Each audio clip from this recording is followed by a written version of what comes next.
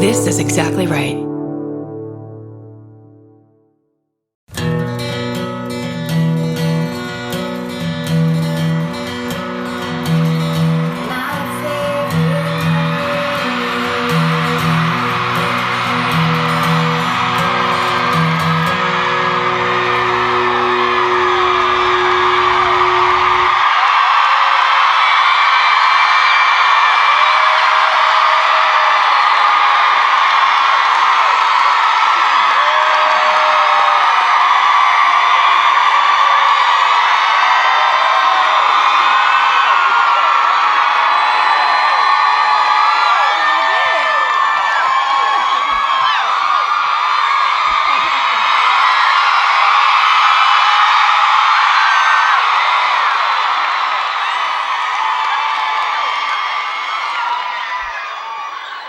What's up, Austin?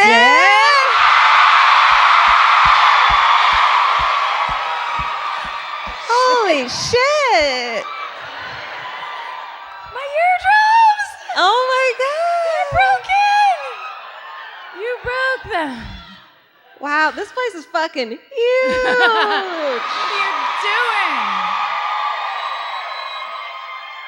are you doing in here? It's crazy.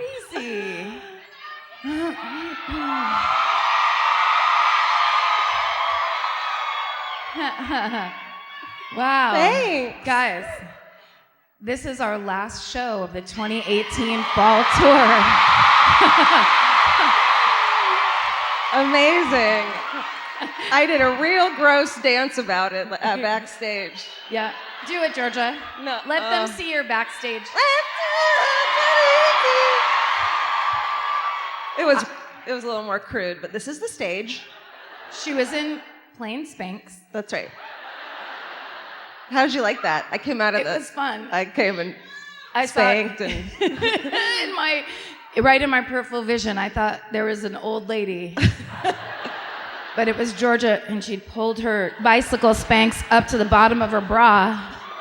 They're a nude flesh tone. Wait. No, my Spanx go up to the bottom of my bra. Oh, that they wasn't do. special for you.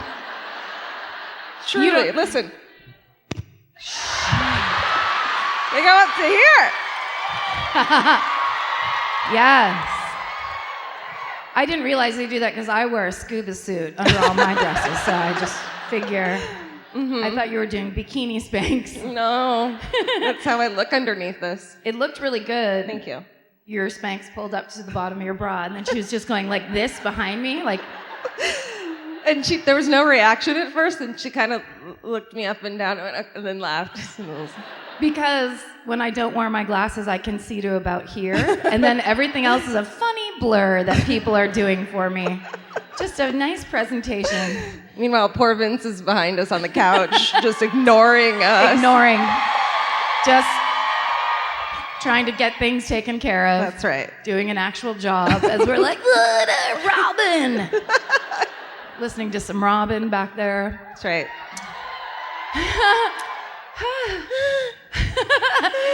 Oh, wow.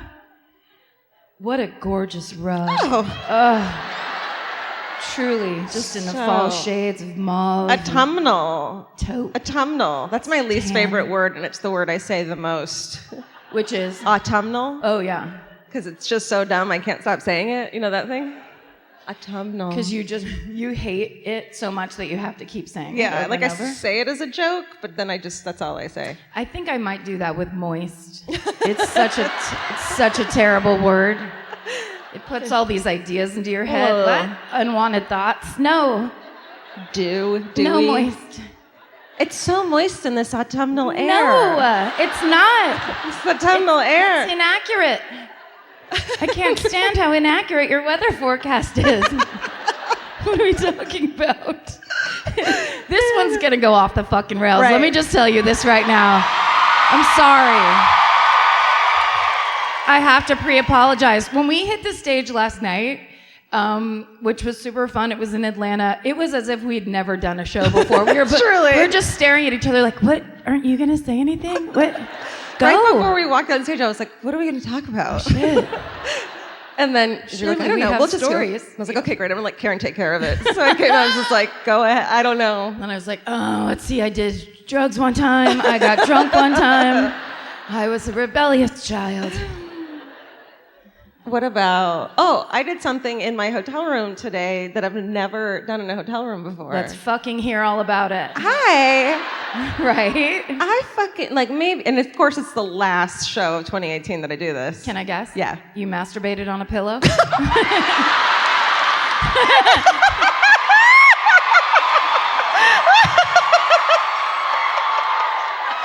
don't even know how that would work. Sorry, every time I go into a hotel room, which was now constantly, they always have a decorative pillow. Oh. And then in my mind, I just flash through 30 dudes that have jerked off onto it. No! Simply because they can. Why? Face it, this is reality. And then she licks the remote control and she's ready to go. You take things and you put them in the corner, and then you fold things down. Then you start the wiping of surfaces. Oh, God. Sorry, did I ruin your game? I'm sorry. No, it was just yoga, but now it feels stupid.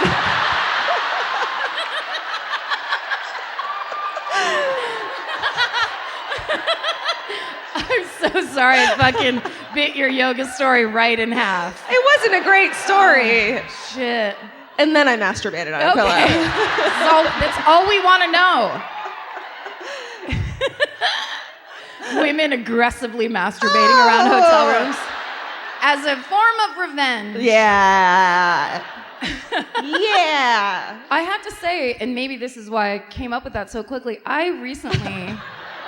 Uh-oh. No. This is going to get weird. Yeah, let's stop recording now. This is going to be a private performance. This is a private conversation. Yeah. This is between you and us and no one else. Yeah. It stays in this huge room. in this 17-level Star Wars style auditorium. I sent my dad a video of, we came out onto the stage beforehand and we're like, oh shit, how is this happening?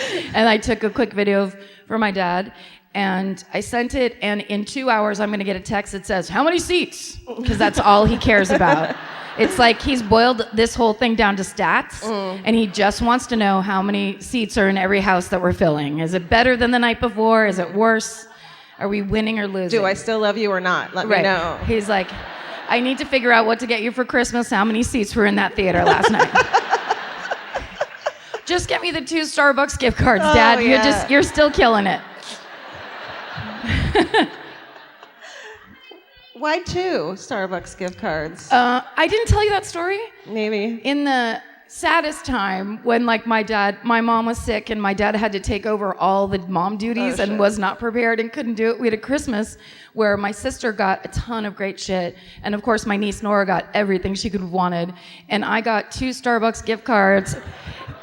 They were each for $50, so I get $100 at Starbucks. No one needs that. That's like 2 years. And then 15 at Sephora. I was just like, fuck off.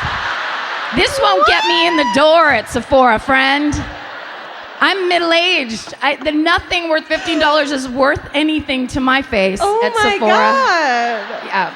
And I was like, thanks, Dad. Oh. All the things I wanted. My dad once got me, my parents are really bad at gift giving. My dad once got me, and he wrapped it like a port or a trash. What's it called when you can throw things away after they're done? Recycling bin? No. The garbage? Essentially like an under the sink reusable. Oh, trash compactor? No. Shit. Fire extinguisher. What? It was like a can that you can just use once and throw it away. Oh. Yeah, like a... I mean, I don't know what that is. I don't either. I don't know what that you. is either. We should call my dad and ask him. It's a one-off fire extinguisher? Yep. That's how much anxiety happans in my family. And it was like definitely a made-for-TV product kind of a thing. And then my mom once got me a flashlight that you plug in case of emergencies. We just have anxiety. They should just pay for my therapy instead of buying me fucking presents. Yeah. How about we get out of the emergency realm of gift giving and into the gift part, where of things you want when things aren't on fire or burning down, when there's not an earthquake. Right, exactly.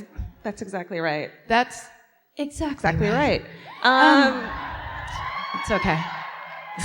Steven's not here. Oh, yeah. Sorry. Steven. We can't bring him. His writer is too demanding. Yeah. You wouldn't believe. He demands to get 8 cats in every city that we go to. And they have to be different cats, too, of like varying ages and cuteness, and their names have to all be kind of adorable, and they have to have hashtags. Yeah. They have to have their own social media accounts pre-set up. Yeah, so I do that, and he just takes care of my cats. It's insane. And then just clogs my story feed on my Instagram with the most insane shit that I love. Cat content? Lots of my cats and dinosaur unboxing videos. Do you know he does that? What? Dinosaur unboxing videos. You're being serious? I swear to God. Oh, I thought you threw 3 hilarious nouns for Steven together. I'm not kidding. No, I watched in my own living room as he opened a toy from like a Jurassic Park thing. It was cute. But well, now my living room has the memory of being unboxed in Jurassic Park. Unboxed against its will, like so many hotel rooms.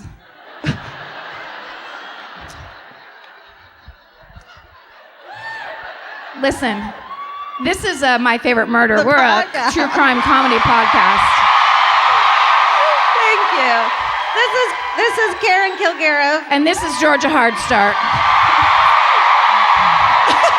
Thank you. Oh, thank This is our last tour of 2018, so fucking nothing matters. So call your girlfriend. Everything goes. Now, Spanx up to the top. Your Spanx up. Pull your Spanx up. You know? Hey, what are you, besides full body Spanx, what are you wearing? Oh, thanks for asking.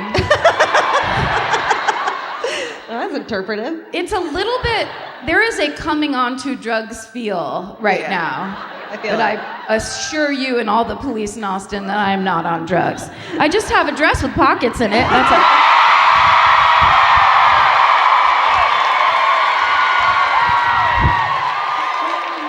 Thank you. Oh, you're getting good at that. I just did this.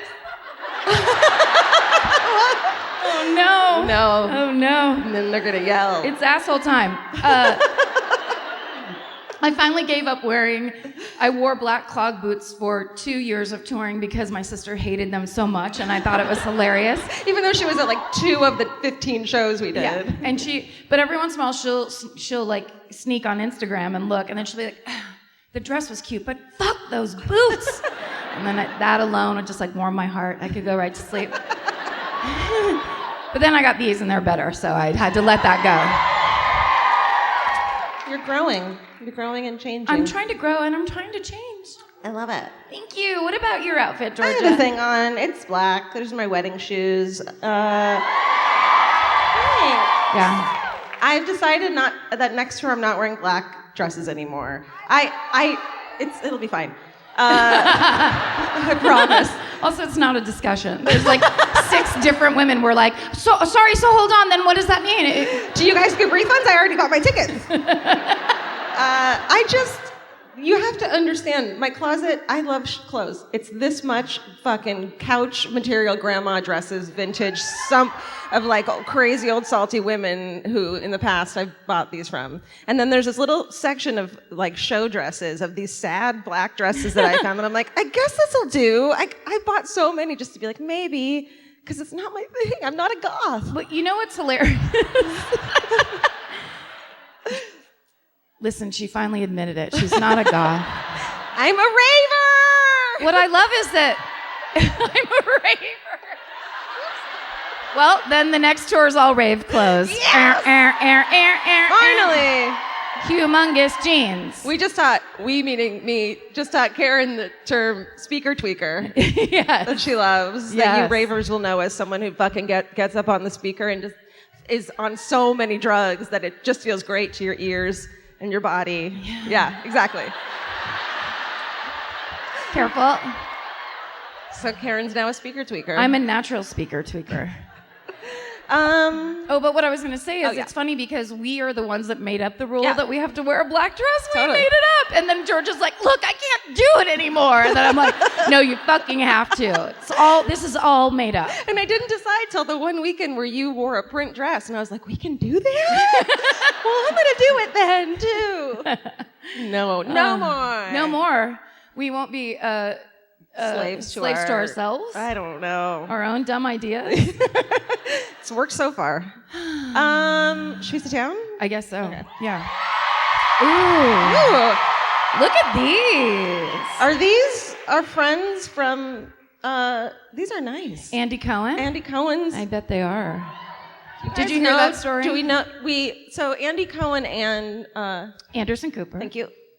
They tour, and we're like, I guess we're like following behind them on their tour because they like refuse to sit in plebe chairs. So they send these like fucking nice chairs to every city, but it doesn't make fiscal sense for them to send them on. They just leave them there. They just leave so them we behind. keep getting these really nice Andy Cohen, Anderson Cooper chairs. Shit. With full up and down action. What we're Are you all going to looking stay down for. there? Yeah, come on down. It's a real relief. I don't really want to. Other side, thank you. Oh, yeah.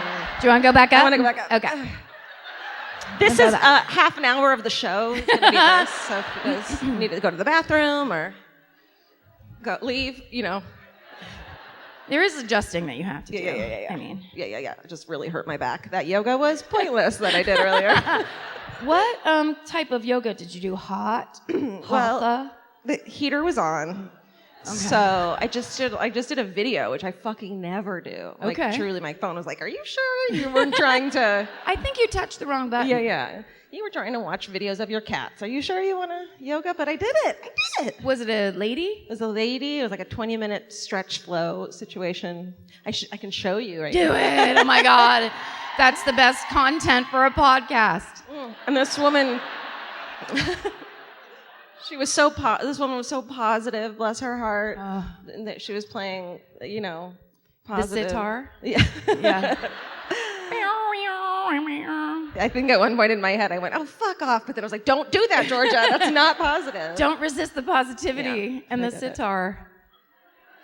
I like to do yoga in the privacy of my own home because I just pretend that I'm not myself. Oh. So like I sit down, I'm like, this is going to be great with like a really open face and attitude. Which normally, then there's the real me sitting like two behind me that's like, what the fuck is this? Get off the ground. Why is her face so open? Turn the TV back on now. We haven't watched all the British procedurals yet. There's got to be one left. Stop improving yourself immediately. But I was going to tell you, I just started doing a thing where it's a journey through the 7 chakras. No. I swear to God. I have opened my root 7? fucking chakra. Which one's that? It's the fucking bottom. Oh. Open your butt. Like a fucking baboon. You wouldn't believe what's happening down there. Oh, man, I think you should close that. I'm going to. Now that we talk it through, I have to shut it. That's some portal of hell shit. Anything could get in there. Yeah. You don't want to. We're always traveling. Our immune systems are probably fucked up. I would avoid opening any. Shut it down. Chakras. Permanently. Mm-hmm. And then just kind of cement over my third eye and forget about it. Don't go in there. Don't go inside. It's not safe. No, I'm really happy for you. I'm trying to be supportive. Late. I'm trying to be supportive. It's okay. I'm happy for you. Thanks. You can't say I'm happy for you, but not move your mouth, and then I'm supposed to believe it. Shit. Fuck. I always do that. I'm a bad liar. Whenever I'm lying, I just don't know my mouth. I'm so happy for you. Oh, I'm so happy for you. Congratulations on your yoga journey. Yeah, we're getting super spiritual, so you heard it here first. The next season of tours is just going to be one large yoga class. It's just gonna, chakras are gonna, it's just gonna smell real bad. It's gonna smell. It is so much unwashed Lululemon. Yeah. We're gonna happen upon that 8th chakra. And What? just be like, oh, Whoa. we didn't even know. The BO chakra? You go first? I go first. You go first. Oh, yeah, we forgot to make this announcement last night. That's how off kilter we are. Could have gone real bad. We understand there's people here who have never listened to our podcast before, and they are confused and probably a little bit angry right now. This is a true crime comedy podcast. That's right. What does that mean, Karen? Well, it's can be a very complex combination of topics and feelings because we are talking about the worst things that could happen to people in the world, while simultaneously and kind of parallel to that, we are making each other laugh about things. Stupid shit, mostly. Yeah. We don't think that murder is funny. We don't think that people being killed is funny. We just think that we're funny.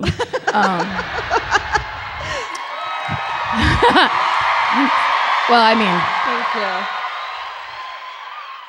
that's my first step into positivity. And so sometimes that can be a difficult combination. There's people that get offended by that, or they don't know us enough to trust us to do it. They tense up, they reject it or whatever. So we just want to say now to those people, you can get the fuck out because we don't need you.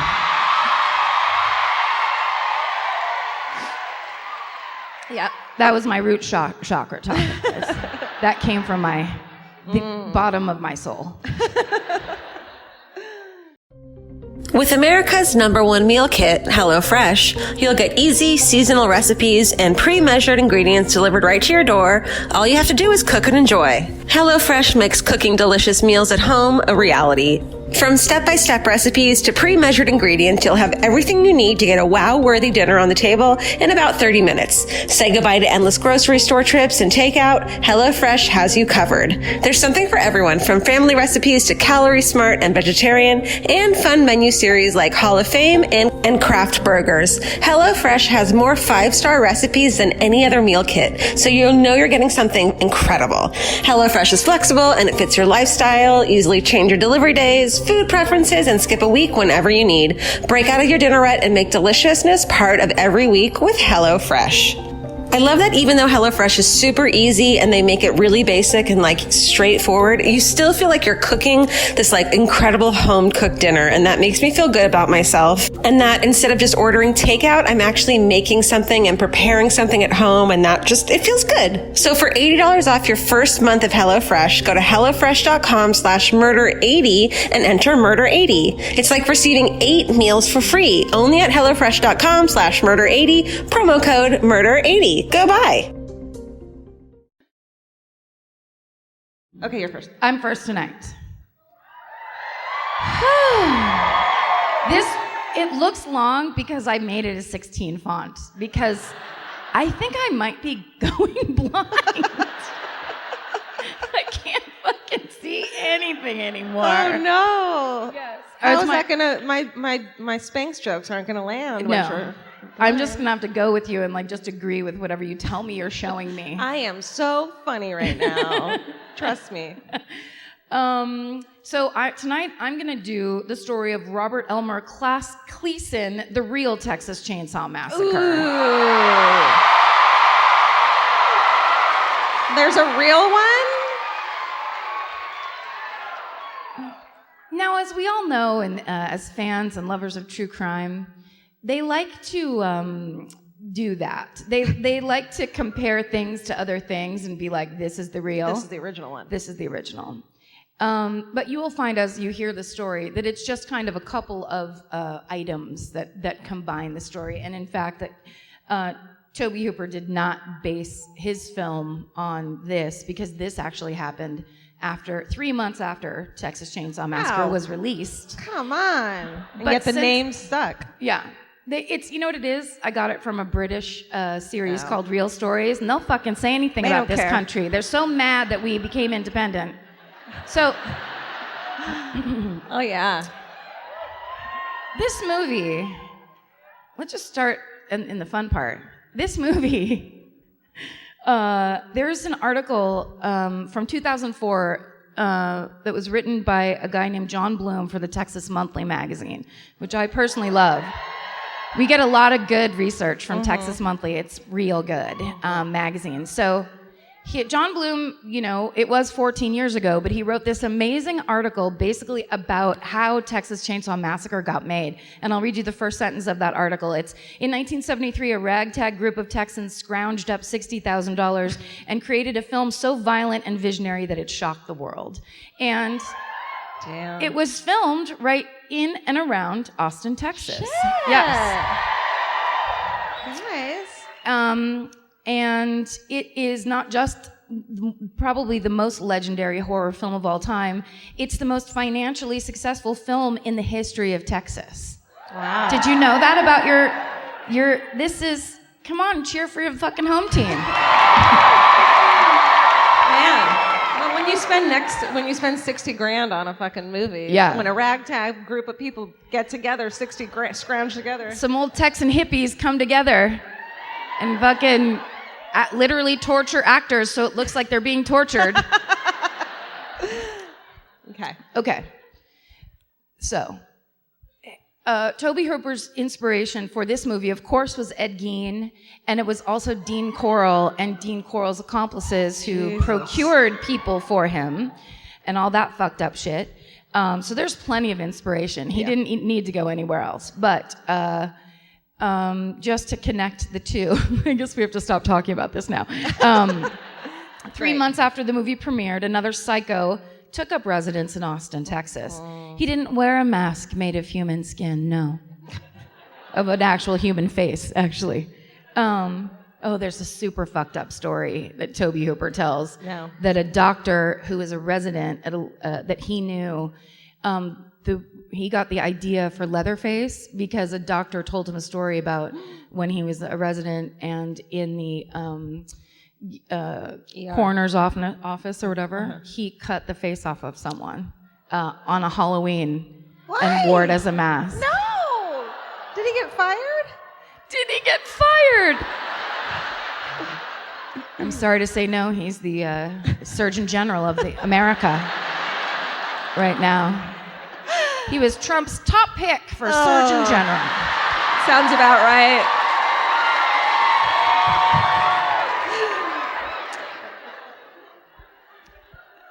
So we're back into my really dramatic intro. So, no, this man was not wearing a human face over his own face. He was a quiet, unassuming, church-going man. They always are. And his name was Robert Elmer Kleasen. Okay, so he was born on September 20th, 1934 in Buffalo, New York. Interesting. To a mentally ill father and a homemaker mom. And he's an only child, and his father, no. Enough. Oh, they never get to do that.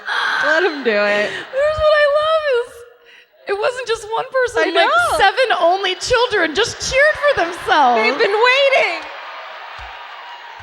They're all here alone tonight. They never learned how to make connections. Yep. No. Stop it. They're here to connect. Playing little video games by themselves. And like, I don't want ketchup on it. Why is there ketchup on it? Because other people exist. Okay. They never cheered again. Turns out that was our clutch group. Yeah. Okay.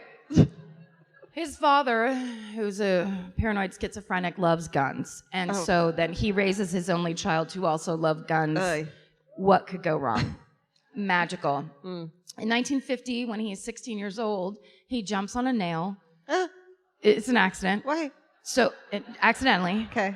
So I should have put that in there. And his mom takes him to the emergency room. But after a while, they're made to wait because it's an emergency room. There's bigger emergencies, turns out. So he gets impatient. He punches his mom, walks out to the car, grabs a gun, and comes in shooting into the emergency room. What the fuck? Yes, this is in Buffalo. So luckily no one was hurt, and luckily they sent him to a psychiatric hospital but just for 2 years, to kind of rinse it out. Just a quick visit. I'm sure it was a very tender place full of caring, normal things that people got ice baths. Yeah. Yes, 70s mental hospitals. Oy vey. Not ideal. So he gets out, he continues to exhibit strange behavior. It turns out eventually he is also diagnosed as a paranoid schizophrenic, just like his dad. In 1971, at the age of 37, he earns his sociology degree. Oh, good. Okay. Listen, as someone who's never earned shit, congratulations. Fair Whatever enough. year you do it, God bless America. Do it. Fair. That's a fair. Right? Yeah. Look, it took him 28 years. That doesn't matter. He's still a sociologist. Okay. So he celebrates that by getting into an argument with a guy and shooting him in the foot. Celebrate. Good Yeah. times. Come on. Come on. So Bob gets arrested, but he jumps bail and he decides it's time for me to go to Austin, Texas. Jesus. Yeah. So he shows up and immediately starts hanging out at the taxidermy shop in Austin, coincidentally named Austin Taxidermy. You might. What a weird coincidence. Yeah. So he's very interested in taxidermy. I think I have this picture. Oh, He's a big hunter, obviously. He likes to hunt and he likes to kill huge animals and hang them on walls. He likes to pose near them, too. He puts them up as high as he can so that he has to stretch to touch them. And that makes him feel like a giraffe. Yay, I'm an animal too. Oh my God. Okay. When I first saw this picture, I thought that over there was a towel rack, and I'm like, is this motherfucker's bathroom? I was so excited. Oh my God. Can you imagine? You You're know like, where this will look great. in my vaulted ceiling bathroom. In my bathroom. With the ducks. Oh, you may. All of those animals are just like, run! Yeah. Okay, so he starts hanging out at Austin Taxidermy. He's a patient. He's a customer. Sorry, he's a customer. But then he starts to hang out there, and he asked the owner if he would teach him how to become a taxidermist himself. Okay. So he kind of follows the owner around and learns how to use all the machines. And then when he finds himself without a place to live, the owners they say, you can live in the trailer behind the taxidermy shop. So he's just getting those sweet fumes. Yes. Right up into his he's just fucking nose. He's just saturating himself in his dream. Yeah. In his dream of dead animals being stuffed. Great. So, like a cartoon creep, he moves into a trailer behind a taxidermy shop. All by himself. Great. And then his next step, because he's like, all right, I'm in Austin. I'm hanging out at a taxidermy shop like all the hot young guys do. Then he starts telling people that he's a Korean War veteran, that he was... Is there a baby? Is there a baby that doesn't like my story? Wait, shush, everyone shush. Nope. It's a ghost, baby. It was. Okay. That is the baby that killed another baby and now haunts this theater. This college is so fucked up. Is this Ghost Baby College? Have you gone to the Fighting Ghost Babies? They win every game because everyone's like, holy fuck, that baby's dead. This is insane. I think it's inappropriate that they made their mascot a ghost baby, but I don't make the rules. It's Texas. Times were different. They do what they want down here. It's weird. He starts telling people he's a Korean War Veteran? fighter pilot. Oh. Yeah, veteran fighter pilot. Okay. Who shot down enemy aircraft in Korea. Claims he's in the French Foreign Legion. Why not tack that on? That he has 3 PhDs. He speaks 6 foreign languages fluently. He was involved in the Bay of Pigs. Jesus. He was responsible for the assassination of Che Guevara. That's a brag. Bob. He claims he once was court-martialed for flying under bridges. Like Sully, but a rebel. And then, of course, his big lie is he tells everybody he's ex-CIA. Now, here's a hard and fast rule for this life. If someone starts telling you that they are ex-CIA, they are mentally ill. Yeah. Bar none. Yeah. Because the whole thing about being in the CIA is you don't fucking brag about it. It's like Fight Club. It's totally Fight Club. It's governmental Fight Club. That's right. Zip the lip. Yeah. CIA style. Yeah.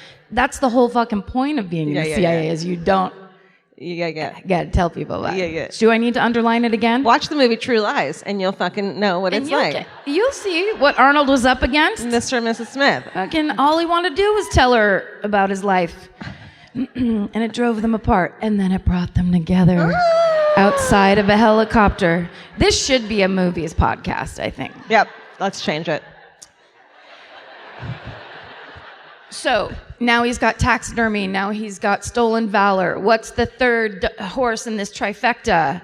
That's right, the Church of Latter-day Saints. He fucking... Whoa, was not gonna guess that one. He's like, how am I gonna lock this down and be the most popular guy in Austin? I'm gonna pluck this one from the fucking tree of... What's this? Oh. What's this ripe berry from the top of the tree?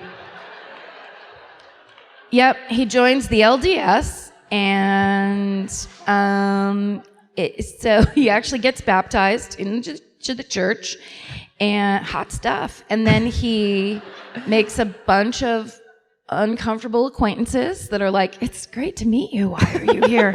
Why are you here? I made a hot dish. Go over there and eat it, please. I don't want to. I made you funeral potatoes, but I don't want to bring them to you.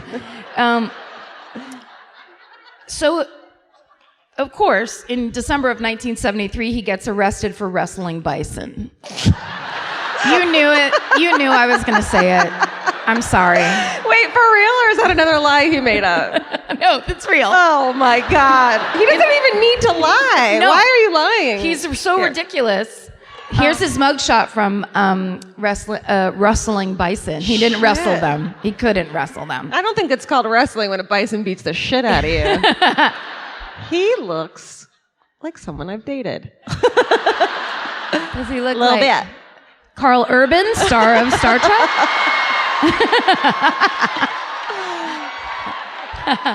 No. Call your girlfriend. Tell me. Uh-oh. Whoops. I mean,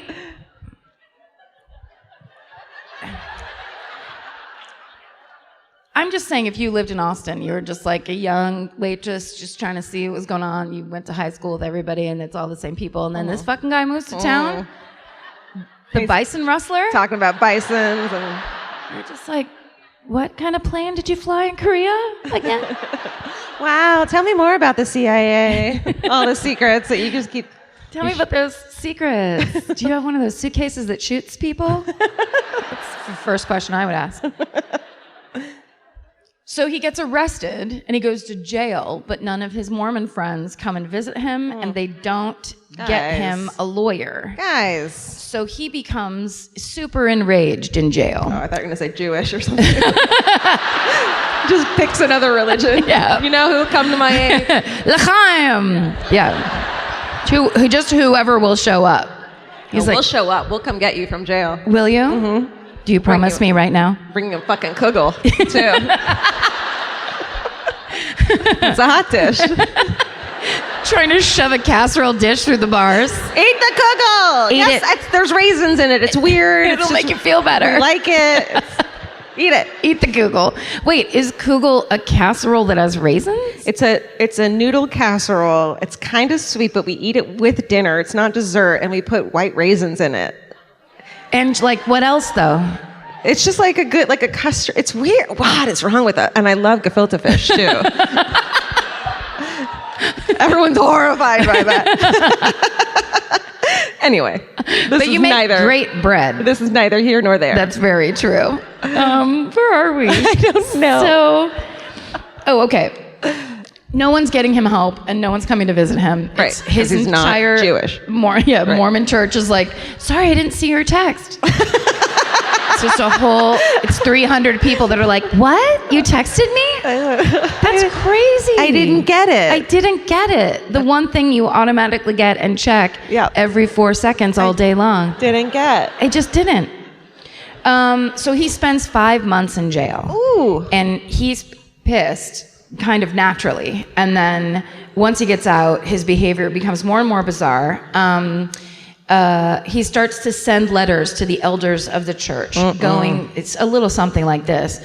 I will not mess about any longer. I am going for the kill. I gave up everything I owned and was chased, hounded, tracked down, jailed, starved, and insulted, not only by my enemies, but by the church itself. I don't want a pat on the head or a paw shake. I want blood. I want to go after my false accusers now and bring them to dishonor. Wait, that's from the bison or from... Oh, that's from... That was a letter written by a bison.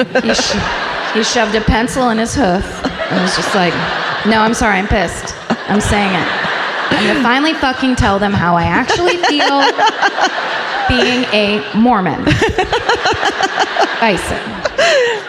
Shit, dude. Yeah, so the bishop of the church gets this letter and he's like, hey, everybody, ixnay on the Albert Ray guy. Don't talk to him anymore. Literally tells everybody we have to stop associating with this person. He's dangerous.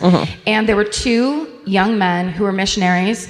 Their names were Gary Darley, who was 20 years old, and Mark Fisher, who was 19 years old. And they had been having dinner with Robert since he moved to town, basically. They were kind of like the LDS kind of welcome wagon, and they would kind of go visit him. And because, of course, he's a creep in the trailer behind the taxidermy shop, he doesn't have a phone.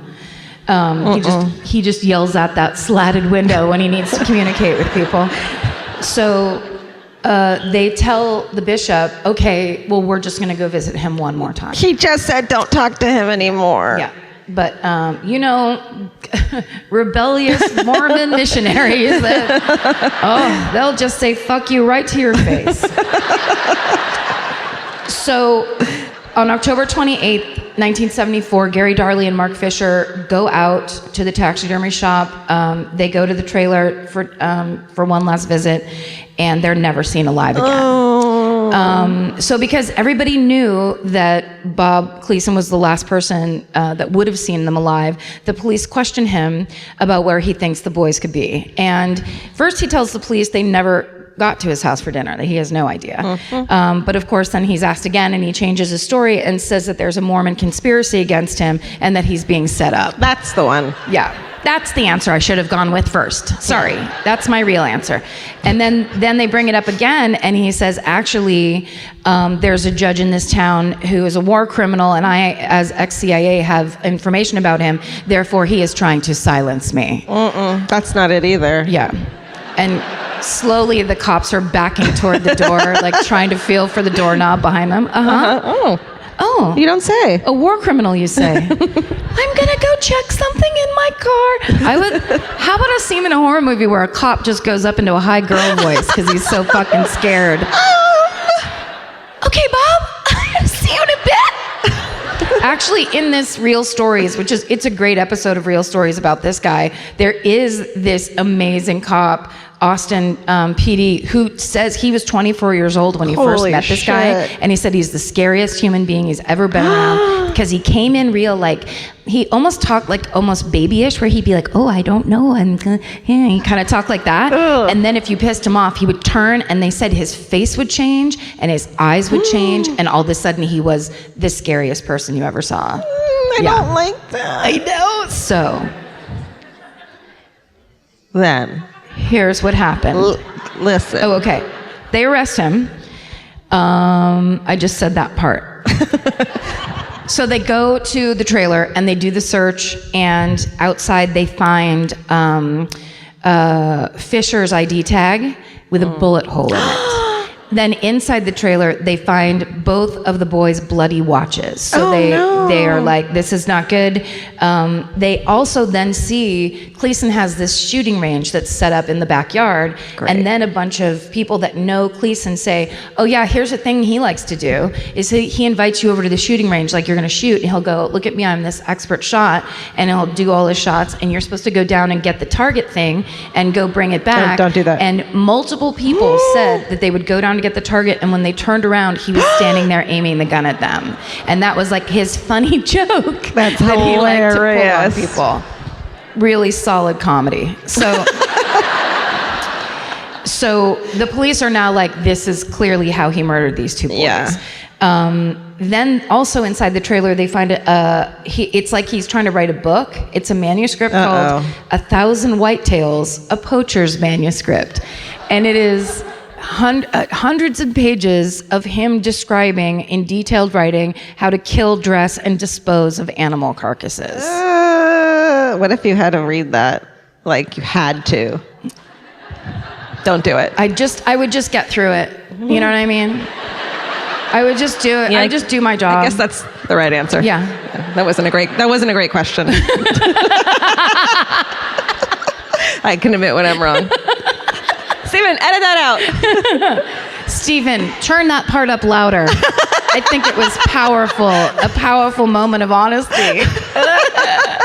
I'm Irish Catholic, therefore I'd shut down all my emotions and just get the job done. That's how I made it to age 48. Thank you. Shut it down, press it down. Don't think about it till you're crying in the grocery store and you don't know why. You don't know why. It's over. I'm like halfway through this. I'm so sorry. That was this is amazing. Taking forever. No, I love it. Okay. It's the best. Okay. Here's I lost. Now I don't know where I am, but Austin. This is a little bit random. This information is going to reset all of our taste buds to the horror that we're actually living in right now. Shh, stop it. No, I'm going to stop it first, and then everyone else can stop it. This guy has been married 3 times. All these women have left him, and the most recent one left him because she walked into the bathroom and he was taking a bath with a disemboweled deer. And I will always love you. Holy shit! Oh my God, that was amazing! Why isn't this a singing podcast? Why isn't this an insanity podcast? Oh, it is! I mean, okay. That's fucking disgusting. It's the worst. And then just the visual, it's the worst. Because then you'd be like, oh, I'm sorry. And then flashes of what you just saw. Yeah. Never stopping. But is it wrong that I'm trying to think like, well, he must have been terrible before that, because if I saw Vince doing that, I don't know if I'd immediately leave him.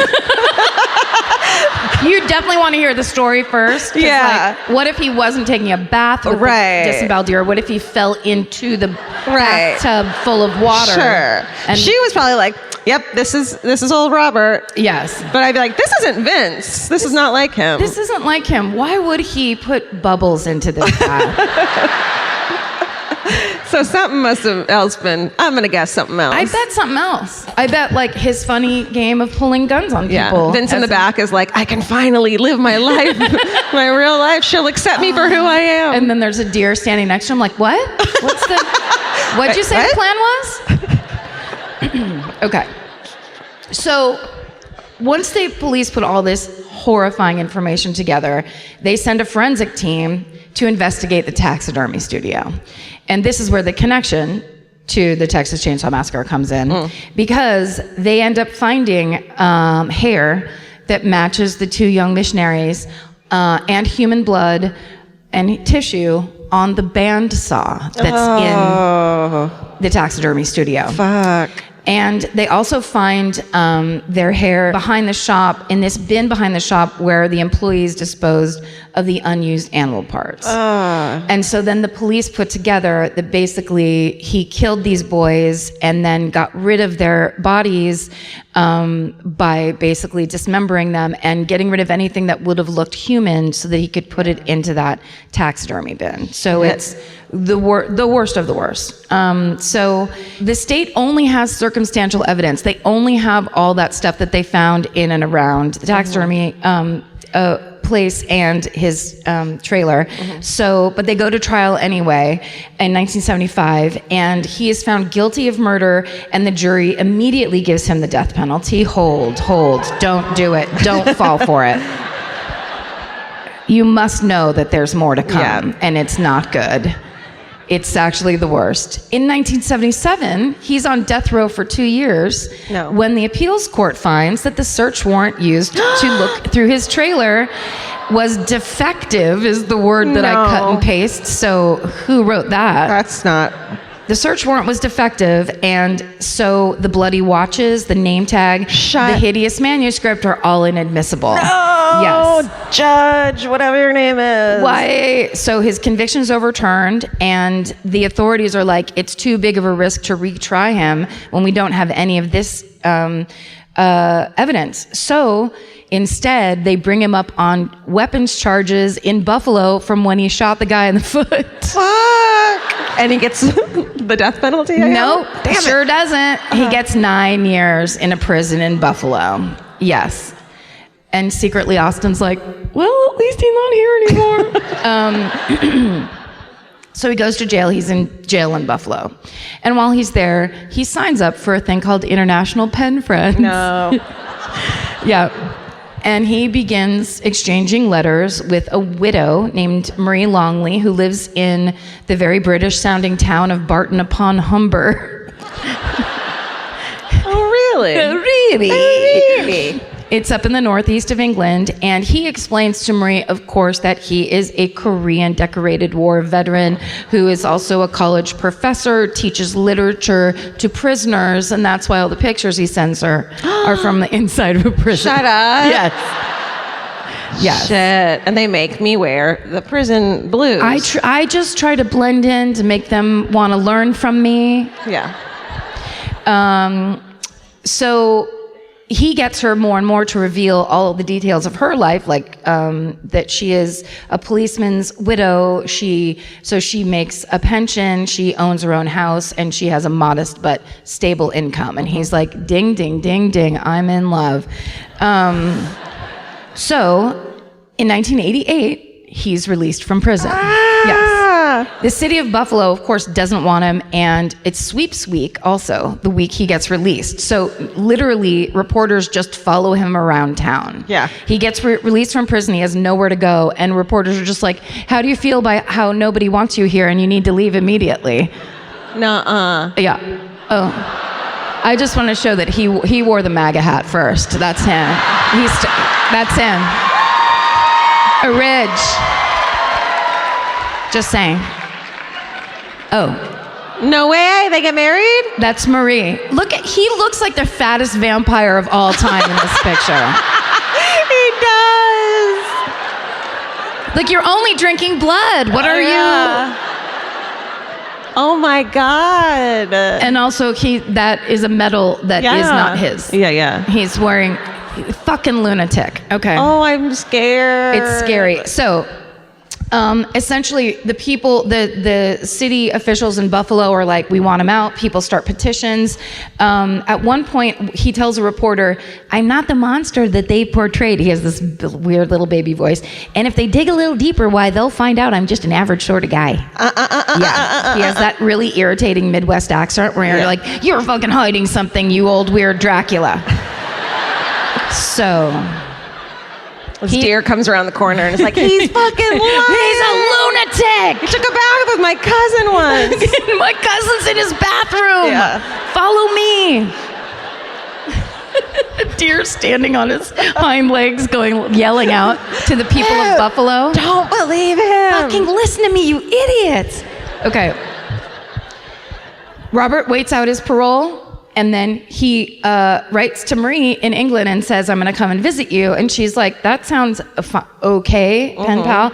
Then she starts getting dozens of boxes sent to her house. It's filled with all of his shit. And literally garbage. Like, they open one thing and Marie's friend Liz says that there's just some macaroni in a tin. Like, he just boxed up a bunch of shit and is like, I'm moving to Marie's. Shit. So she likes him fine at first. Everyone's like, he was super nice to her and he was just nice. And, he was this war veteran and everybody liked him. And he told them, of course, he won the Purple Heart and the Congressional Medal of Honor, and that he had a girlfriend in Canada who was really into him. Within 4 months, they're married. That was that picture I just showed you. Then he starts joining the local gun clubs in her little British town, which is like, there must have been one. Yeah. Maybe. And he also starts hoarding guns and ammunition. He applies for a gun permit to buy and sell guns. He gets so many guns that he has to knock out a wall in Marie's upstairs area, so it's just one big room full of guns. It's so many guns for England. It's like, I think he collected every gun in England. He's just like, I got them all. Let me know what you need. So, of course, British Marie is getting the full-on gun creeps from this guy. And then he starts doing it because then the mask drops away, of course, and he has his horrible anger and stuff, and then he starts doing things where he's cleaning his gun and then he just aims it at her. That old thing he loves to do. So she's like, honeymoon over. You weren't like this in your letters. Then, of course, the domestic abuse comes. At one point, she starts locking herself in the back bedroom and just like living back there, and she'll only come out when he's gone or just like if it's necessary. So after a while, at the gun club, the mask comes off because he ends up living in this town for 10 years. Jesus. Yeah. So at first everything's fine, but he can't handle it. They end up nicknaming him Odd Bob, which is like, you fucking gotta love the British, because even in the face of like serial killers, they're just like, okay, Odd Bob, kill some more people. He of course has all his ex-CIA claims. They're like bullshit. One time he parks illegally and one of the fellow gun club members comes out and is like, move your fucking car. He gets into his car, sits there, that comes out with a double-barrel shotgun, holds it in the guy's face. Like an Elmer Fudd style. Yes. A little flag comes out that says bang. Yeah. He says to the guy, if we were in Texas, I'd kill you right now. Holy shit. And all the British people are like, oh my, we don't do this here. So they want him gone. And so this local gun shop owner named Tony Fox, who's in this Real Story special, he starts digging around. He writes a letter to the American Medal of Honor Society. This is how you Googled back then. That's exactly right. Just long letters. Yeah. And also, could you look up the capital of Wisconsin for me? It's a different issue, but I would be a great favor. They write back and tell Tony that Bob Kleasen's military honors are all bullshit, and so they finally have a reason to ask him to leave the gun club. When this happens, Tony is the one that confronts him, and Bob says, if you tell anybody else about this, I'll kill you. And like, you won't see me coming because I'm fucking ex-CIA ninja Dracula. So, of course, and he says, like, and you can't tell the police. And Tony's like, sounds great, mate. And he'd already told the police every single thing he knew. So the police come to Bob and Marie's home, and they run his name through Interpol. They find out about the prior offenses and the gun law violations. So they raid Maria's house, and they confiscate 42 guns. Wow. And the police say that when they took the guns out of the house, Bob sat down in a chair and cried for 5 hours. Jesus. Yeah. Wow. Wept over his, okay. Wept like an only child.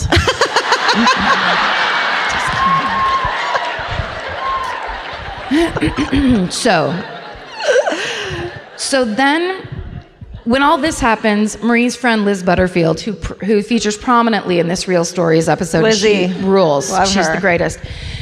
She finds out from Marie that Bob has moved a bandsaw into their kitchen. That's not where bandsaws go. It doesn't belong in the kitchen. No. And it's also the same thing that they found all the DNA on in the taxidermy shop. So Liz is like, all right, everybody needs to buckle down. Time to... Yeah. So what she does is she gets her son who knows how to use the computer, and she's like, look this fucker's name up. Oh, Help finally. us with the internet. Because it's like the year fucking 2000 or whatever, and everyone was still scared to touch electric things. So the son looks it up. They find out all of his police records. He's like, they didn't even realize you could do that. And they find not just the ones in Buffalo, but the fact that he was on death row in Texas. And everyone shits a brick. Liz goes over, but very politely because they're British. Liz goes over, she tells Marie, you're married to a murderer. She says she can't leave because he says he's going to kill me if I try to leave him. 3 days later, Marie disappears. No! So everybody in this town, Upton upon Downton, they're scared that he's killed her. But actually it turned out that after all that happened, Marie and Liz fucking put this plan into place, CIA style, and they fucking snuck the fuck out of there. They tell him that they're putting together a jumble sale, and they put all her shit in plastic like grocery bags, and they're just lining it up like, oh, this is all the stuff for the jumble sale. It's all her shit. Yes. And then Liz just comes by one morning like, we're off to the jumble sale, and he's like, see you later. And they load up that fucking car and drive her away to a safe house. Yes. It actually takes the police 5 days to find her because they were so fucking serious. They're like, oh, we don't tell anyone. They didn't tell anybody. Holy shit, dude. It's so awesome. So when the police get back to the cottage, they find 2 more illegal weapons, one of which is an assassin's rifle that has a silencer on it. Is it in a briefcase? It's it's wearing its own little beige raincoat. So they arrest him again, and they let him out on bail. No. I don't even know. So he goes back to the house, and he immediately starts writing another pen pal.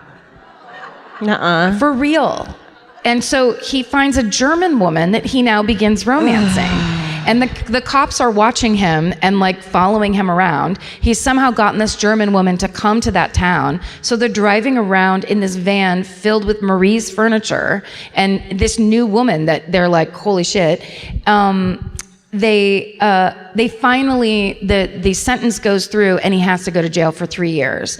But then 1 year later, so he's in jail, and then a year later, because it's 2001, and suddenly there's DNA evidence everywhere. So they go back and they pull a jumpsuit that they had found, the cops had found in a can outside the taxidermy thing, and they test all of the blood that was on the front of this jumpsuit, and it has Gary Darley and Mark Fisher's blood on it, and they finally have the proof that Robert Kleasen is the one who killed them.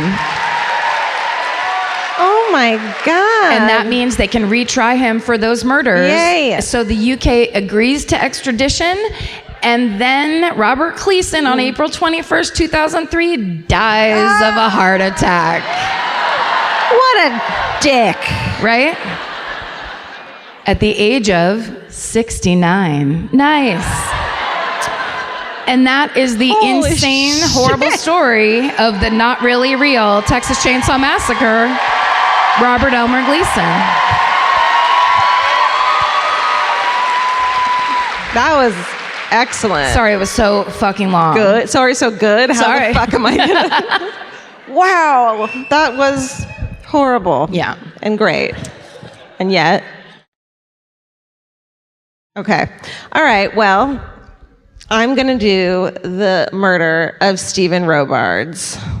Don't worry about it. You'll figure it out. And I have to go right at the top. I got a shitload of this info from a great article by from the Texas Monthly by our best friend, Skip Hollandsworth. The greatest. Love him. Give that man a podcast. For real.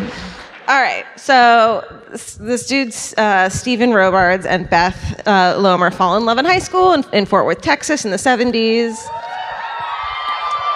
Fort Worth in the 70s was gorgeous. Beige, beige, beige.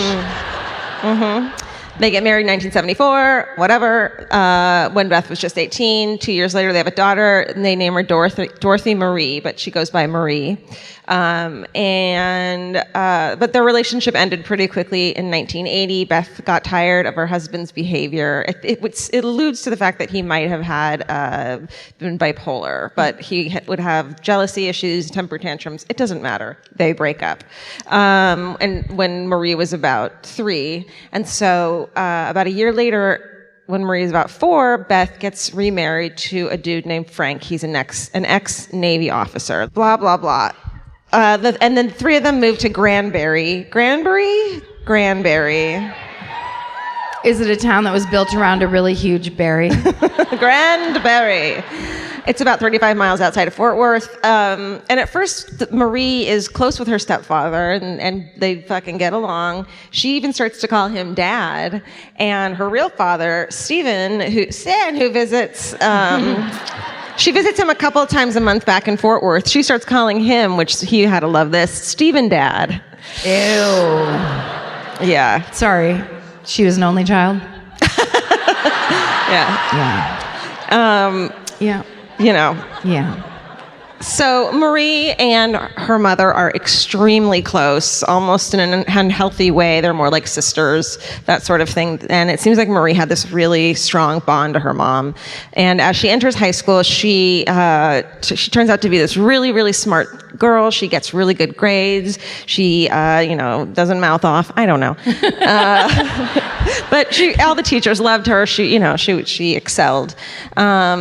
And then a week before her 16th birthday, everything changes when Marie comes home early and finds her stepdad, Frank, in fucking bed with another woman. Oh, no. Yeah, who he had been having an affair with. She tells her mom, Beth, and ultimately Beth fucking blames herself and her crazy work schedule and was like, I'm staying with him. And so from that point on, Marie fucking hated Frank, and there was all this crazy tension in the house. So eventually she refuses to live with them, and she leaves home and goes to stay with her grandparents and is just angry. But fucking Frank was like, well, I have this rule that he had a kid too. If you ever leave the house and say you want to move out, you can't come back in. And he was like really strict about it. Oh, so he's strict about rules that he sets. Right. But like the rules of the Lord don't matter. Right. Okay. Frank, if that is your real name. Right. Sounds good. He seems like a dick. I mean, it seems like the perfect how you don't parent teenagers rules unless they're your stepchildren, and then whatever you want is fine. Listen, I'm a child of divorce, obviously. We're working with a lot of shit up here tonight. That's right. So, of course, as any teenager who fucking went off in a huff changes her fucking mind 5 days later and tries to come home, and Frank's like, you can't fucking come back here. And Marie's best friend, her mom, is like, I felt like I had to choose between the two of them. And ultimately, she chose her fucking cheating ass husband. Gross. I know. And so Marie is devastated, and she ends up going to move with her dad in Fort Worth into his 1-bedroom apartment. And have you guys divorced dad apartments? I have everything is beige. Aww. Carpets, just like my dad would have. You had to get hand-me-down furniture, so like he'd have like someone else's old patio furniture as his indoor furniture. Oh no, it's kind of depressing. Love you, Dad. Was there bird shit on it or anything? No bird like that? shit. Okay, My dad was very clean, a neat freak. And then, so she went to live with him, but Stephen was really happy to have his daughter there, a chance to connect with her. He tried really hard to make her happy. She began attending high school in town in Fort Worth. And at that point, Stephen had gotten his life together after the divorce. He was in a relationship with a woman who lived in his building. She was a single mom. They had met at Parents Without Partners. Oh, yeah. Wonderful organization. Yeah. He was going to a local church. He got a good job as a mail carrier and was stoked to have his daughter with him. But of course, Marie was heartbroken that her mom had fucking ditched her. It's the worst. And she didn't like living in her dad's house. She wrote to her mom and called every night complaining about her new school, that her father had no homemaking skills, that he had few kitchen utensils, which I identify with because we just keep losing forks. Where are they going? What if Steven steals one fork every time he stays at my house? Just to fuck with us? It'd be kind of rad. I do that all the time. It's always teaspoons, and then I find them all in the backseat of my car because I eat yogurt on the way to work as I drive, and then when I'm done, I'm like, see you later. At least it's not out the window, though. Teaspoon out the window. Hit a motorcycle cop. Now I'm arrested. I'll come to prison and get you. You would? I would. The The kugel. You're forcing me to eat kugel. Eat that kugel. Georgia, I'm in prison. Okay. It turns out they serve kugel in here too. Yeah. Said that he didn't clean the apartment, and Marie, so he was trying to get a 2-bedroom apartment in the building, but in the meantime, she had to sleep on a rollaway bed in the dining room, and so she was pissed off about that. Sure. Been there. And Sorry, she's 15? she's 16 at this point. 16. Yeah. You and you need your own room. 16-year-olds hate their parents no matter what they do, Yeah. right? Yes. So, and Marie even sent her mom a letter telling her that she was thinking about suicide, but our friend old Beth over here was like, I just thought she was being dramatic and that she was typical teenage angst. Blah, bye, I'm gonna go hang out with my husband. I don't like that mom at all. I don't either, but I'm not supposed to say that. Yeah, let's not say it.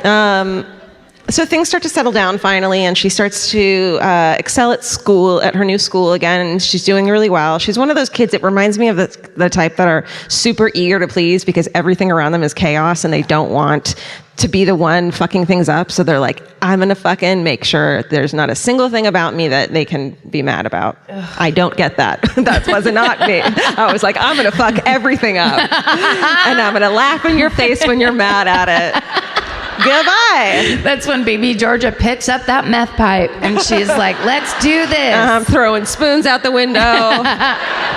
Shooting up, then the meth, then the spoon out the window.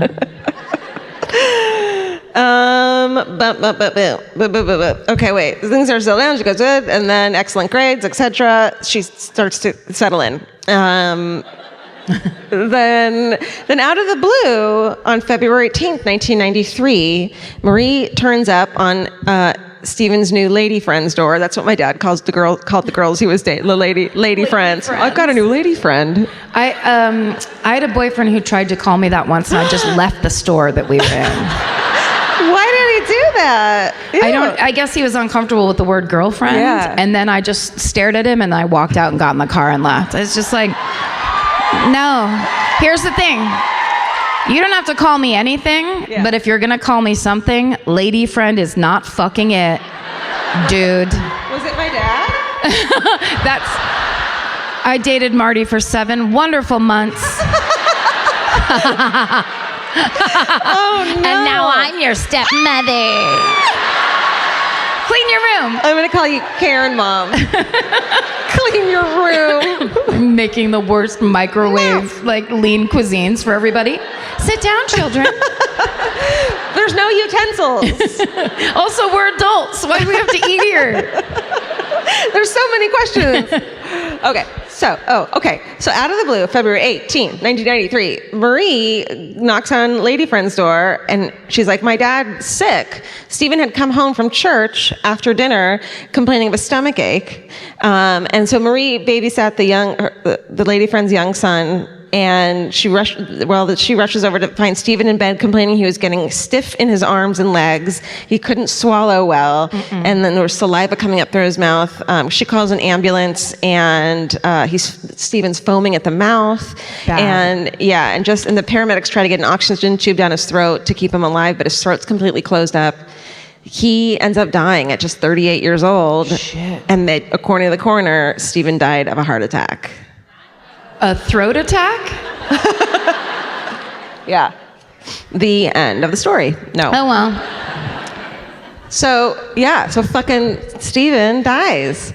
With her father dead, Marie is now eventually moves in with, she tries to move in with her mom in Florida because they were going to leave Frank. Then Frank comes back. Fucking Beth takes him back again. So eventually Marie ends up moving in with her grandparents, her dad's parents, in Mansfield near Fort Worth. There she enrolls at Mansfield High School, the fighting... Potted plants. Damn it. That was good. Imagine fighting potted plants. Shards of clay pot. Yeah. All in your football pads. Their mascot's just a big ficus. Just the angriest ficus in all of Home Depot coming to get you. Ficus, fuck you. Ficus, fuck you. Why aren't more high school cheers ending in fuck you these days? That's what it's all about. Someone start that, please. Please. Express yourself. She now becomes, again, a really great student. But then, in their senior year, Marie meets a new best girlfriend. She becomes super close with this chick, fucking no joke, named Stacy Hi. Hi. Hey, like H-I-G-H. Yes. Good for her. Stacy is a really popular student. Her parents had divorced as well, and that wasn't really a normal thing in their school, so she was like, wanted to get to know Marie. She said that Marie was one of the most mature girls she had ever met. Like, Stacy liked to go out and party, and Marie was like super studious, and Stacy was like, maybe this will rub off on me. Great. The two become super close, but Stacy says she always feels like Marie is holding back from her. Oh, here's that photo of our friend Marie. Oh, okay. In the fucking most amazing time of our lives. Did she craft that jacket out of pure sorrow or what? It's trying to be like, it's fine. Everything's fine. Right. Yeah. But she looks all, whatever. Okay. She's very pretty, obviously. That was them. Yeah. I don't remember what the next one is. Oh, that's her and her dad. Yeah. Look at him. Look at his socks. They looked mismatched, but that's just the shadow. Yeah. He didn't wear a light blue and a white sock. He's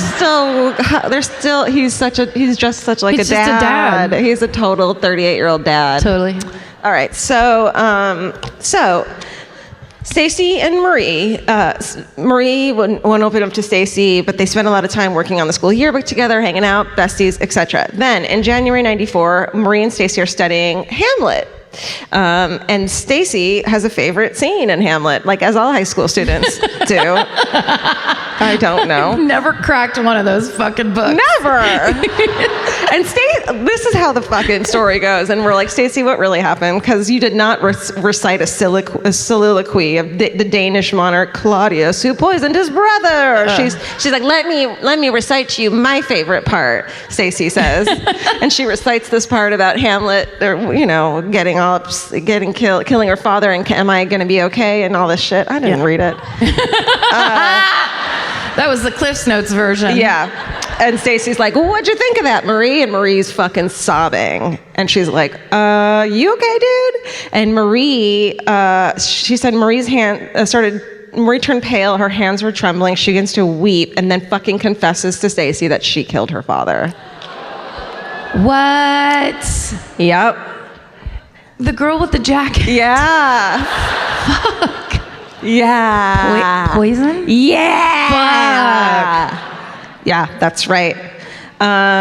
She tells her what happened was she's fucking getting aces in fucking chemistry class.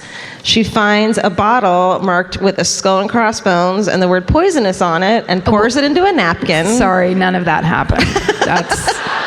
No, absolutely This is not. the 90s, so they're like, go ahead and handle poison, everyone, at your own risk. Let's see. At this high school, we're going to line the poison bottles up over here, and you can check them out. But please fill out this form. But she's also like a really good student, so it's possible she was able to come and go as she pleased, maybe had access. Hey, can I get into that poison closet? I'm really mature. I love Hamlet and shit. So can I just get a couple sips? Thank you. Well, somehow she got it, poured it into a napkin, brought it home, and fucking slipped it into her father's refried beans and their takeout Mexican food. Yeah. He was the good one. Yeah. Fuck. Yeah. She said she confessed that she had murdered her father by poisoning him. Stacey, she's like, you got to keep it a secret. And Stacey's like, great. I just like Hamlet and partying. I kind of want to get in an okay college. She's like one of those cops. Okay, I'll be right back. Yeah. Doorknob, doorknob, doorknob, doorknob. That's right. Give me 1 second. Give me a minute. Before I keep that secret. No, I don't want a bite of your food. Stacey promises to keep Marie's secret, does so for weeks, but she's fucking tormented by guilt. She's having nightmares. Eventually, she's like, I was so bothered by the idea that Marie might be a totally different person than she thought she was, meaning I think she's gonna fucking kill me too. Fair enough. Yeah. And Stacey eventually tells the police. But okay, while the police investigate, which I think takes like 8 fucking months, they still have to go to school together. Oh no. And I don't think Marie knows yet that Stacey told. So Stacey's like, you know what, I'm gonna quit the yearbook staff, and kind of starts to distance herself from her. And Marie's like, why every time you talk to me do you not move your mouth? This is weird. Welcome to Europe. Everything's great. We're glad you're secrets. It's perfect. I'll tell you one too. Let's share Doritos. Share Doritos. That's all of high school to me. Oh, sharing Doritos? Yeah. And those donuts, those packages of donuts. That's for me. Some donut gems? Yeah. Shit, girl. Those were good, the crumb ones. Okay. The crumb ones will make you choke, by the way. That's just a public service announcement. Don't eat 2 crumb donuts in a row or you will die. It's true. They're so dry. We're doing the Lord's work on this podcast. We're getting the word out to people about choking hazards. Hello. Okay, eventually, so they have to pretend they're friends still. Stacey's losing her shit. Poor Stacey. She eventually goes to an after-school program at a private psychiatric treatment center in Mansfield, and she's like, I need some help. My life is swirling down the fucking toilet right now. Yes. So it takes 8 months for the testing to be done to see what kind of fucking poison, because to detect the poison, it's a specialized $150,000 machine is required, which the medical examiner, who was like Mr. Old Heart Attack back there a couple years ago, he didn't have that machine. No, so he's just like, heart attack, everyone. Great. No, there's a knife in someone's eye. I don't know. I feel like the heart stopped at some point. I'm just gonna better write it down. He's a bison with the pen between his heart attack. It seems to me this person died of a heart attack.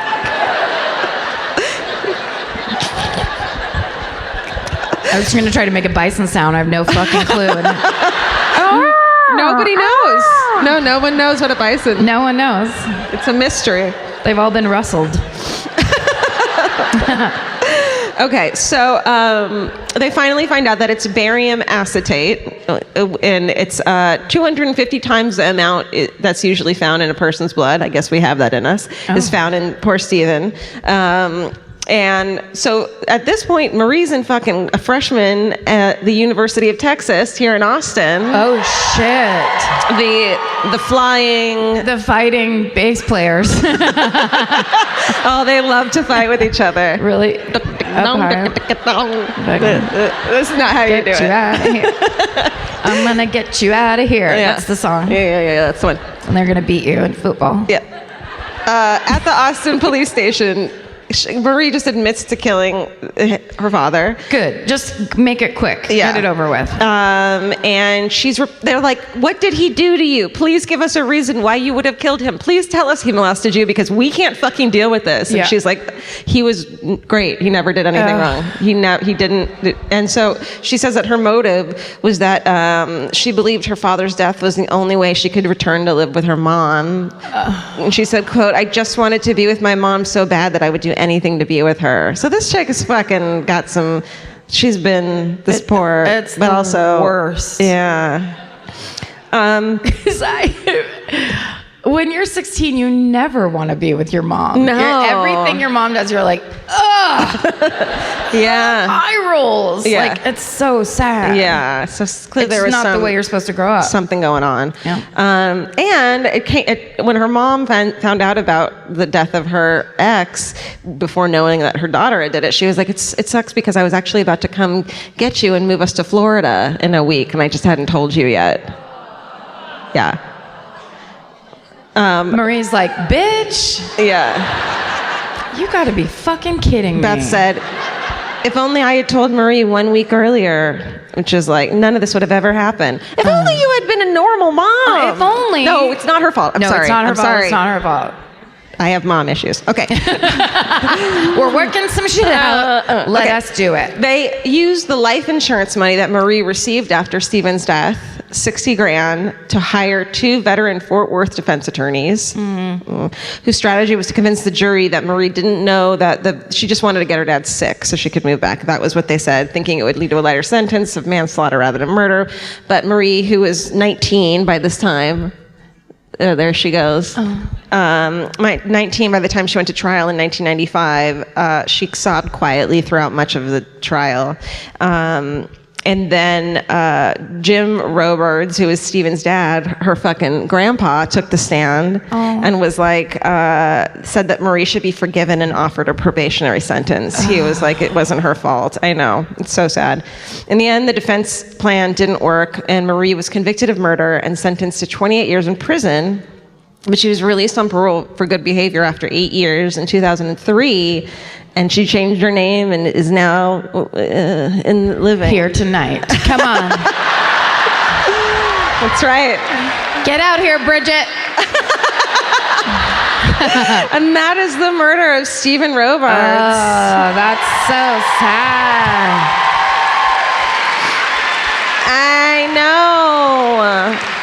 That's that thing too, when like you're a teenager and you have a lot of anxiety or stress or whatever, and then you come to these decisions and it's like everything's black and white. It's a have to this or that, and there's no other option. That's right. That's what. And you don't understand like consequences yet completely because your brain's not fully fucking formed and shit. Yeah.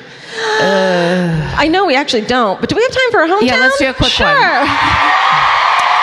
The last hometown. Oh my god. I don't know what that says. Are those? Oh, there he is. Hi. Yeah. These are not Anderson's chairs. They're not? They wouldn't sit in these things. Oh. Those are much more plush with a wider arm. Yeah, you're right. They usually do a velvet number. Also, I was following along. I don't know if you mentioned, but Marie, the poison she got was from her high school chemistry class with a bottle that just had a skull and crossbones. I already said. Oh, I said it was poison. Karen made fun of me.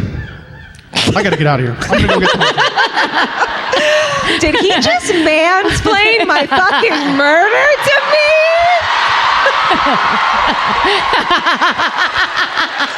That's husbandsplain. Oh. Vince has been getting into the Lone Star backstage. Okay. Hometown.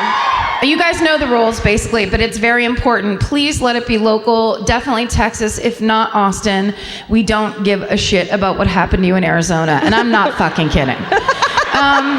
You have to make it quick, beginning, middle, end. It's very important that you tell a good story, and it's very important that you tell it quickly, because if you get picked, everyone hates you. All right? Yeah. Georgia will now choose the hometown murder. The last hometown murder. You of the sitting down. 2018 fall tour. Here we right go. that way. Over there, where Vince is. That way. Someone yelled, "She's sober!" She's sober? And I'm like, no, she's not. Yeah. What does that glow-in-the-dark thing say? I can't read it. What? Skull Team. Okay. It's a new thing they have out there where people run around in groups of 5. They hold a skull. Oh. It's called Skull Team. It's hilarious. So guys, last hometown of 2018. God, so much pressure. Oh, last night when we were in Atlanta, someone gave us a raisin cake with a pentagram on top of it. Just so you know the kind of gifts we're getting. Hi, what's your name? Did you say Carrie? Carrie. Hi, Carrie. Come here. Come meet Georgia. This is so crazy. Here, I take know, right? this. Take that microphone. And come over here. And then center up. Carrie, where are you from? I am from Fort Worth. Fort Worth. Okay, so my story is about my cousin Greg, and he lived in Louisville, which is about 3 hours from here. Okay. Shout out.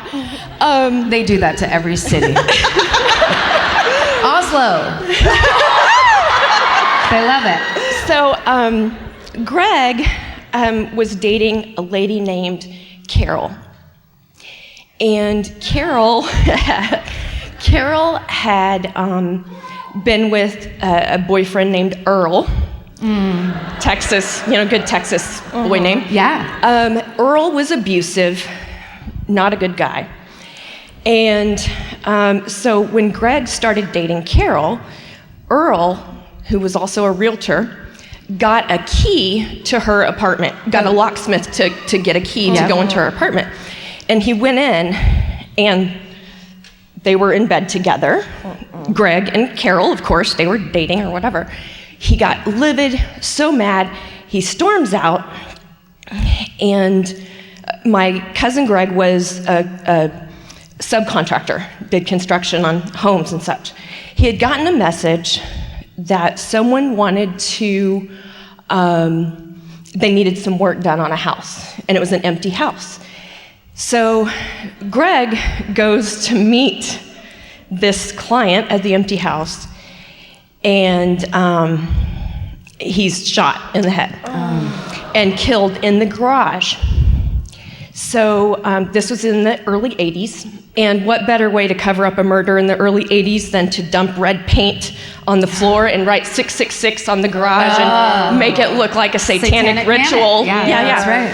So that's what happened, and Earl put my brother's body into his own truck, into Greg's truck, drove it out on I-35, parked it, put a flat tire on it, so he sat there for a couple days. And finally, the police found him, and they kind of tied it back that it was Earl who had set it up, but unfortunately it was only circumstantial evidence that they could find, so he was never prosecuted. Oh, shit.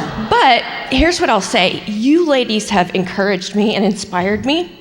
And I really want to reach out to the Louisville Police Department and ask their cold case division to look back into this, because there have been so many developments. That's such a good idea. Thank you. You should do that. Thank you. Thank you. So thank you, ladies, very, very much. Thank you. What an amazing story. Thank you for sharing that. Carrie, everybody, let's hear it for her.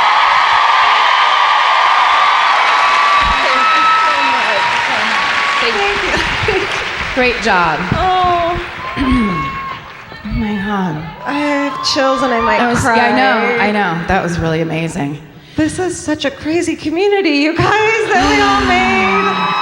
I can't believe it, this insane little thing that we had this fascination with by ourselves and watched all these TV shows at late at night about true crime, and now we're all together like normal people and realize how normal it is to have it in your life and in your family, or just to be interested in it, but you're not a sick fuck for being interested in it. You're just, human. Yeah, it's very cool. We talk about this all the time, and we try to freshen it up and make it new for every show, but we really are. We're just flabbergasted at the response that we've gotten for this podcast and the support and the community you guys have created for yourselves. You raise money, you fucking have get-togethers, you fight your own anxiety, and you meet new people, and you go out into the world, and you're taking back the world around you. And now you get to say what's weird, and you get to say what's allowed, and we get a lot of credit for that, but you're doing it for yourselves, and it's an amazing thing to see. So thank you so much for being here with us. You too, balcony, you too. Shit. Tippy top, all the way to the top. It's really. No, go ahead. This has been an amazing and yet another incredible tour with these fucking awesome shows of our friends. We're so lucky. Thank you guys so much for coming and supporting us for almost 3 fucking years. Yeah. We get to meet people at the meet and greet, and sometimes they'll go like, we came to see you in this show, and we're coming tomorrow, and we went there last year, and it's just, we can't say it enough that it's just, we're having the best fucking time, and it's really incredible that this is our job now. Thank you, guys. So thank you very much. Thank you. Very much. And Austin especially, this was a fucking amazing, great so show fun. that we had the best time at. Thank you for what letting a us. perfect ending for this tour. It's been amazing shows, but oh my God, what a huge high to end on. Yeah. Thank you so much. So stay sexy. And